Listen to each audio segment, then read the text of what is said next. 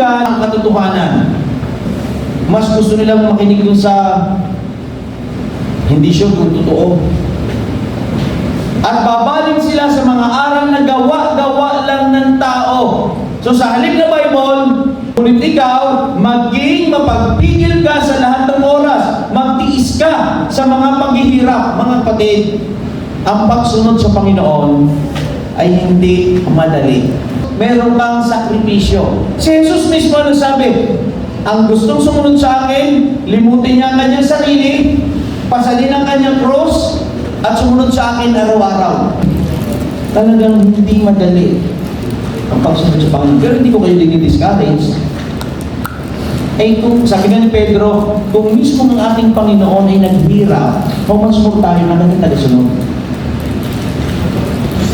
So sabi dito, ngunit ikaw, maging mapagpigil ka sa iyong sarili sa lahat ng oras, magtiis ka sa paghihirap. Pero tingnan niyo, sabi dito, gawin mo ang tungkulin mo.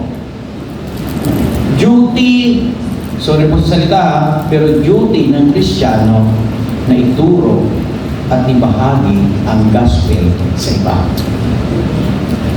Kaya nga utos eh. So hindi ito suggestion ni Jesus. Hindi ito suggestion ni Pablo. Our duty is to share the gospel. Okay? Our duty. So kung hindi natin nagagawa, hindi natin nagawa ang ating duty. Dakilang atas.